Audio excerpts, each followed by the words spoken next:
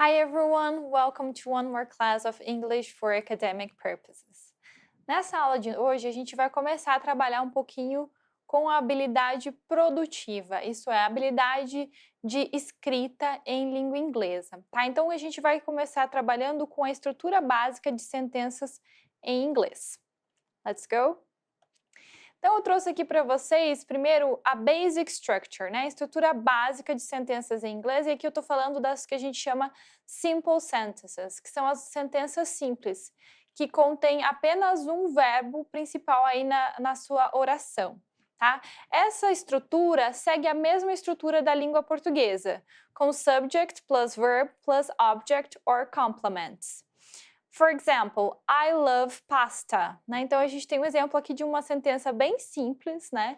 Que a gente tem o subject, o sujeito, eu, o verb love, eu amo, pasta, que é o nosso objeto ou o nosso complemento, que significa macarrão. Então, aqui a gente tem uma sentença bem simples em inglês para falar eu amo macarrão, tá?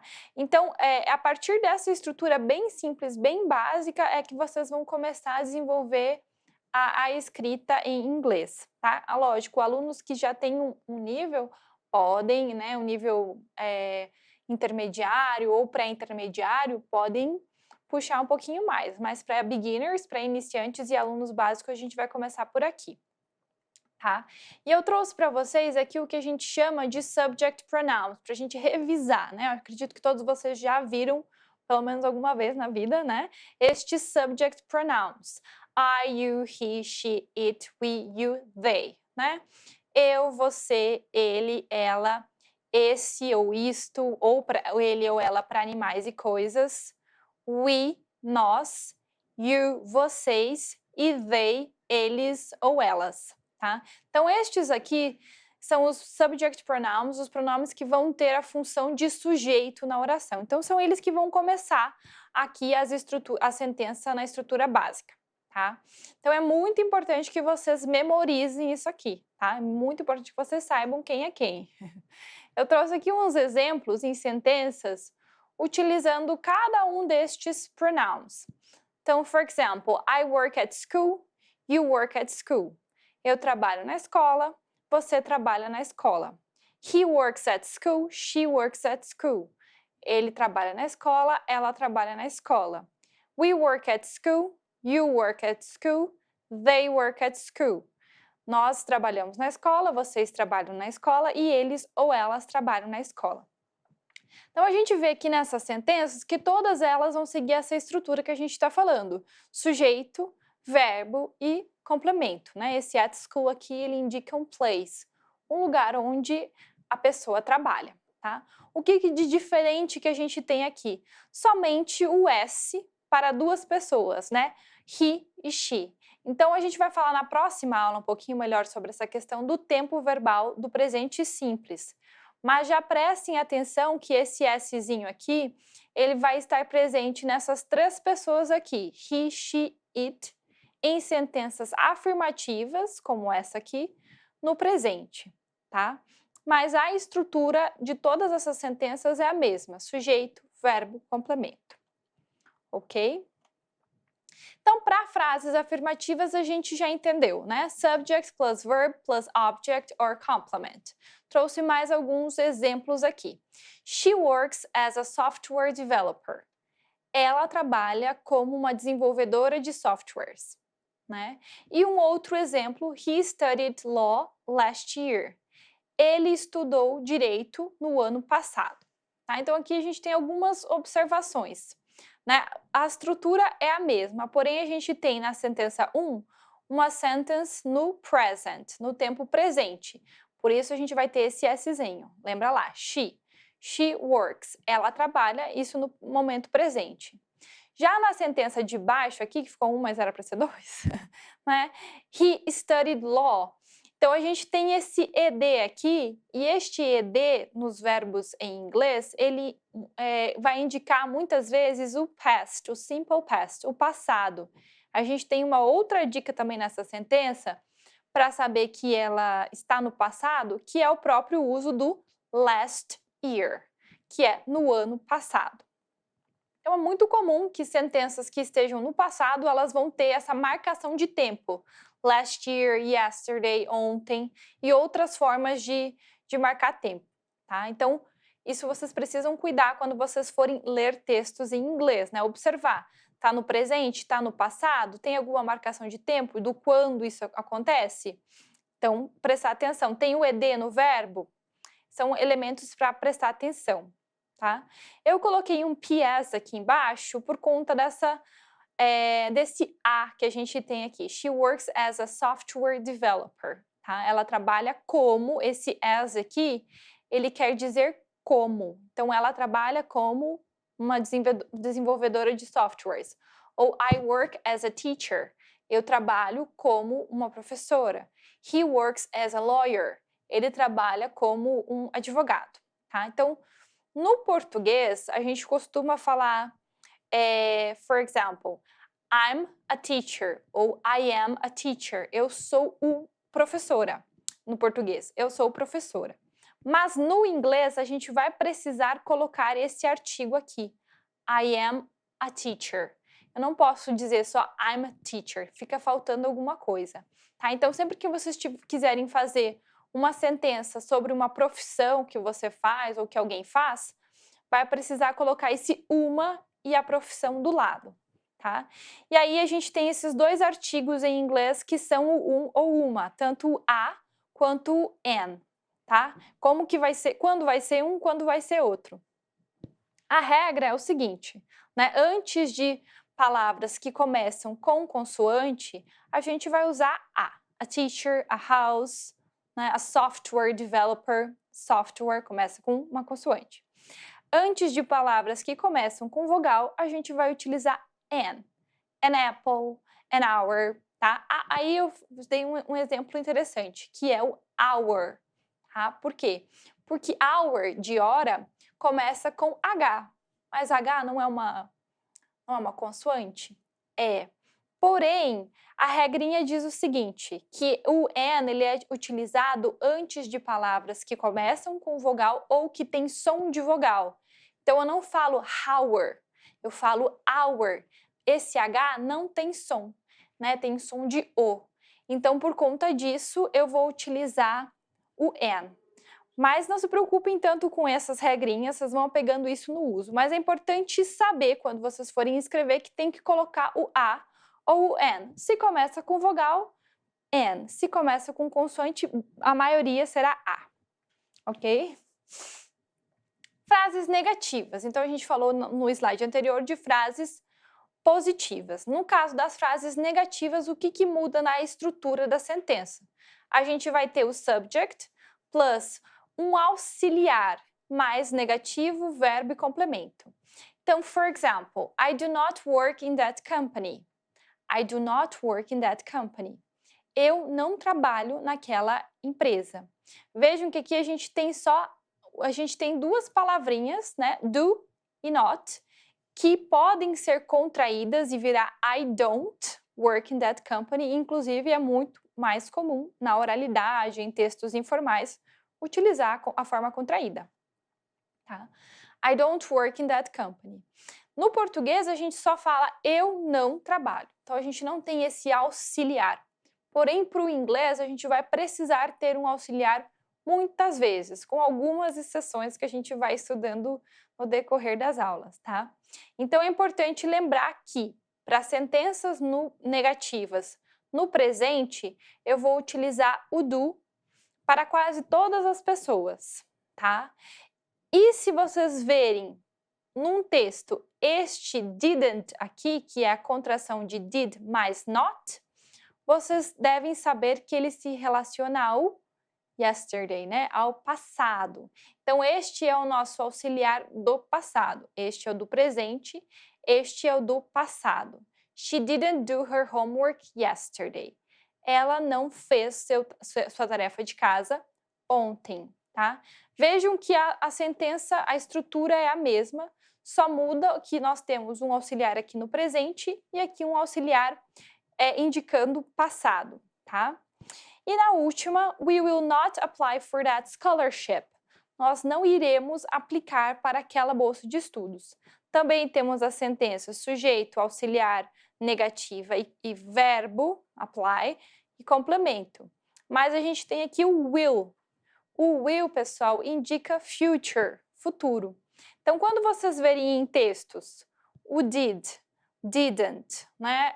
Ou o did no início de frases, que a gente vai falar um pouquinho agorinha, vocês têm que lembrar que se relaciona ao passado. Se vocês verem o will, se relaciona ao futuro, em boa parte dos casos, tá? Então, uma boa parte dos casos, a gente pode ir pensando assim para início. Tá? Então, essa é a estrutura das sentenças negativas. Nas frases interrogativas, eu também preciso ter um auxiliar. Não é como no português que a gente fala, você gosta de inglês? Não tem nenhum auxiliar. No inglês, eu preciso do auxiliar. Neste caso aqui, como uma pergunta no presente, você gosta? Do you like English? Do you like English? Você gosta de inglês? Então, a estrutura para as frases interrogativas, como vai ser? Auxiliar, sujeito, verbo, complemento. Primeiro, sempre começar com o auxiliar. Did you go to the United States last year? Você foi para os Estados Unidos no ano passado? Então, de novo aqui, did, lembra, did, passado, last year, passado. Estou falando de uma coisa que já acabou. Will you go to the academic event? Will you go? Quer dizer, você irá, né? Ou seja, você tem planos de ir, future, futuro, tá? Então, por isso a gente começa com will, ok? Lembrar disso. E uma breve revisão, a gente vai falar um pouquinho mais dos verbos na próxima aula, mas uma breve revisão dos auxiliares. Então, a gente viu que nas sentenças negativas e interrogativas, eu preciso utilizar auxiliar. No caso das sentenças negativas, depois do sujeito, e no caso das sentenças interrogativas, no início da frase. Ok.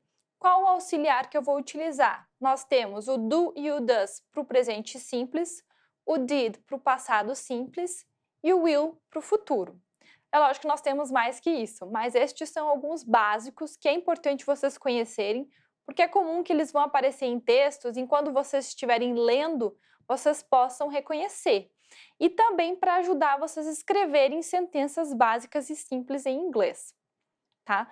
O do eu vou utilizar para quase todas as pessoas. Eu vou usar para I, you, we, you, they. E o does eu vou usar somente para he, she, it. Tá? Então, tentem lembrar assim, does, he, she, it, o do para os demais.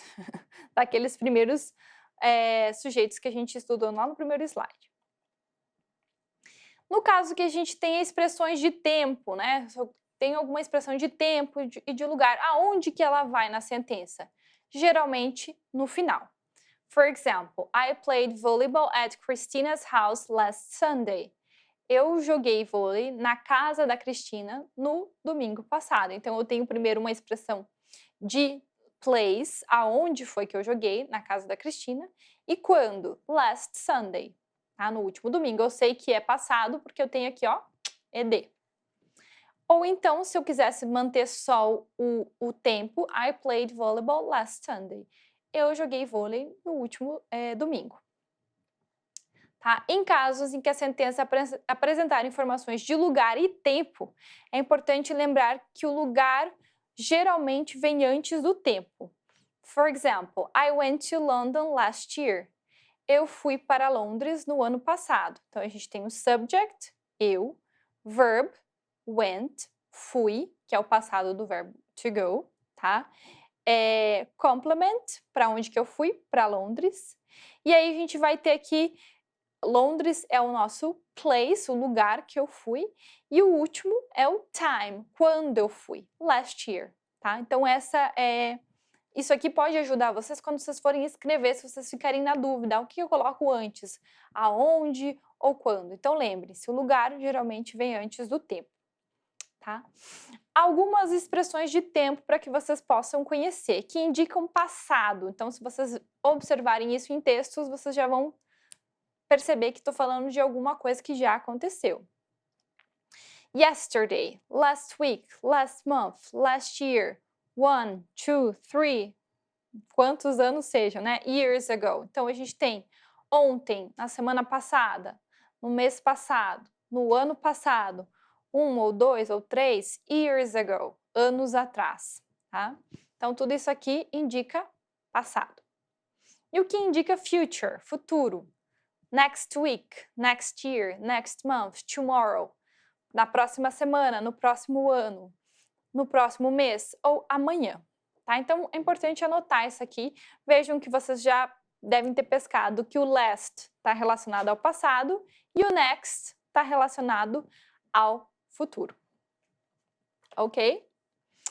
Outra questão importante é a questão dos adjetivos, né? Que eles devem vir antes do substantivo. For example, I have a big house. She likes her blue dress. We have a friendly dog. The results show positive results. Aqui ficou repetitivo, results, mas enfim, o importante aqui na nossa sentença é a gente observar que o adjetivo a big house vem antes do substantivo da palavra casa, uma casa grande. Her blue dress, o vestido azul. A friendly dog, um cachorro amigável. Positive results, resultados positivos. Então, sempre que vocês forem escrever, né, que vocês querem dar característica a uma mesa, uma casa, uma pessoa, lembrar de colocar essa característica antes do nome da mesa, da coisa, da pessoa, tá? E um breve exercise que eu vou passar aqui para vocês é o seguinte: vocês vão ler essas sentenças aqui e vocês têm que marcar se elas estão na afirmativa, negativa ou interrogativa e qual que é o tempo verbal, presente, passado, futuro, de acordo com o que a gente estudou, tá? Então, eu vou ler rapidinho e aí vocês podem pausar o vídeo e anotar o que vocês acham da resposta, que depois eu passo o feedback. They work as firefighters in Tocantins. I do not study Spanish. Did he study Spanish? She studied English last year. We will not play volleyball at the competition. Do you work in the morning? Então, agora pausa o vídeo e observa se a sentença está na negativa, afirmativa ou interrogativa e se ela está no presente, passado ou futuro. We didn't like the movie. A gente tem essa última também. We didn't like the movie. Vamos ver o que vocês marcaram, se estão corretos? Então, na primeira lá, they work as firefighters em Tocantins. Eles trabalham como bombeiros. Está na afirmativa e no presente. I do not study Spanish. Negativa ou do not e também no presente. Did he study Spanish? Interrogativa e no passado. She studied English last year. Afirmativa e no passado. O ED e o last year. We will not play volleyball at the competition. Will not, negativa, e tá no future. Lembra lá do will. Will indica futuro. Do you work in the morning?